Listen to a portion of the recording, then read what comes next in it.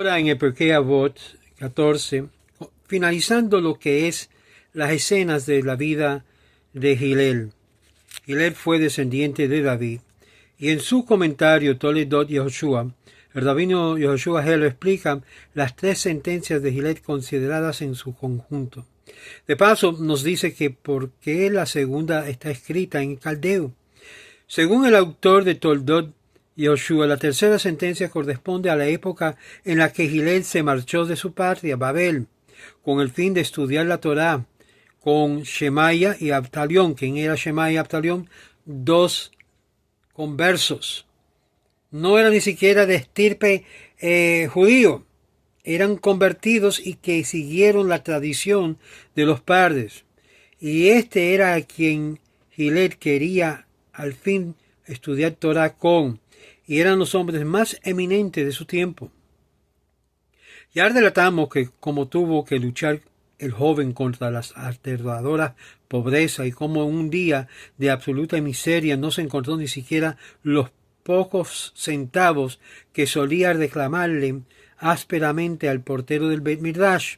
Fue entonces que cuando aquellos de si no me ocupo yo de mí mismo, ¿quién lo hará?, le ayudó a recobrar el ánimo. Gracias a esta sentencia, consiguió superar todas las dificultades y salvar todos los obstáculos, y halló en ella la energía que necesitaba para ganarse la vida, trabajando duramente para dedicarse al estudio con incansable ardor en sus momentos libres. Esos miseros centavos que exigía al portero del Beit HaMikdash, el adolescente ganaba con su sudor de su frente, y sin embargo nunca renunció a las clases hasta el punto de que el día en que el dinero llegó a faltar, se apostó junto a la ventana de la escuela para escuchar las palabras de su maestro, pues se dijo de sí mismo: si lo hago yo solo, ¿qué valgo? Es decir, si estudio por mi propia cuenta sin seguir directiva de nuestros grandes sabios, ¿cómo conseguiré llegar a algo? Juventud, divino tesoro, lo que ella se adquiere forma parte integrante de uno mismo. Girserta de Yankuta. Lo cual explica que Hillel añadaba la tercera pregunta: ¿y si no es ahora, cuándo? Cuando Hillel hubo determinado que sus estudios bajo la dirección de Shemaya y Abtalión regresó a su país, Babilonia, como es de suponer, su inmenso saber no pasó desapercibido durante mucho tiempo. Su fama no tardó en extenderse por todo el país, y para apartar el peligro que extraña la celebridad, y el sabio solía recordar otro precepto en lenguaje babilónico: el que se esforzaba para lograr la fama, o sea, que ésta, dominada por la pasión de la gloria, pierde su fama.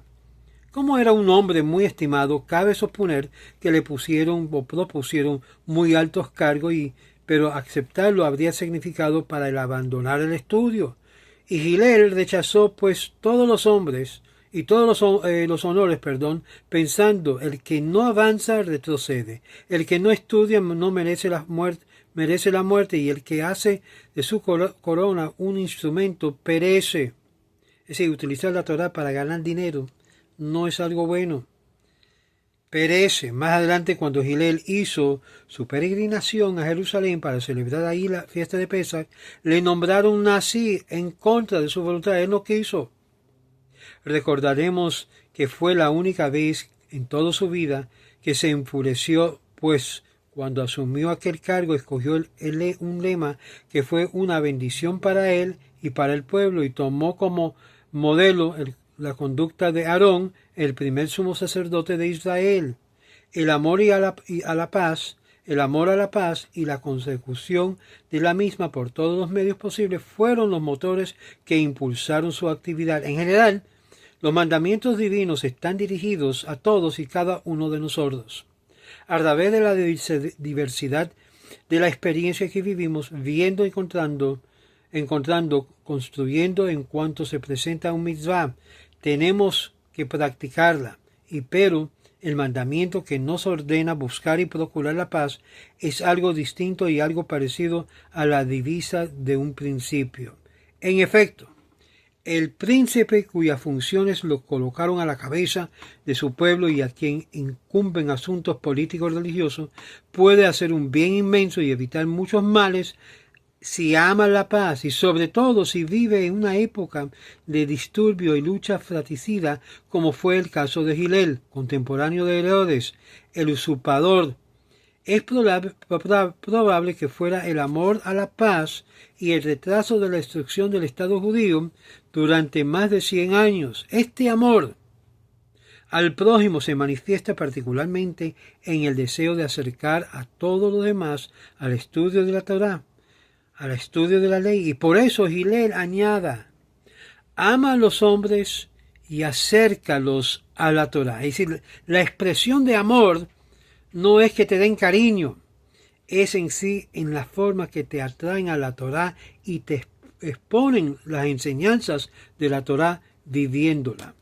Gilel vivió y actuó de acuerdo con este precepto hasta una edad muy avanzada y se mantuvo 40 años a la cabeza de su pueblo y fue el padre espiritual de 80 discípulos destacados que se convirtieron más tarde en los sabios más eminentes de Israel. La amabilidad de Gilel, su semblante amistoso y su propensión al bien conquistaron los corazones de todos los judíos, y así como el antaño Esdras, que había merecido el apelativo del segundo Moshe, Gilel fue designado a su vez con el segundo Esdras, y el pueblo entero le amaba, como si fuera su propio padre cuando murió. Siendo ya muy anciano, todo Israel le lloró. Su hijo Shimón le sucedió en su cargo de Nasi, y era la primera vez que un hijo heredaba dicha dignidad de su padre. Y a partir de aquel momento, durante 10 generaciones, o sea, 400 años aproximados, el título de Nasi pasó a ser hereditario en la familia de Gilel hasta que se suprimió en el medio de tristezas circunstancias para la nación judía. Y así pues, Gilel fue también el fundador de una dinastía de 10 Nesims que figuran entre las personalidades más destacadas y más nobles de todos los tiempos. Y así terminamos el capítulo 14, el Mishnah 14 del capítulo 1 de Pirkei Avot, Mishnah 14. Ya en el Mishnah 15 vamos a ver otro dicho de esta vez Shemaya, la importancia del estudio de la Torá y una ocupación fija, y que uno debe de hablar poco y actuar mucho, es decir, que el aseo sea más grande que el hablar. Muchos hablan, pero poco hacen. Shalom, shalom y Shabbat shalom a todos.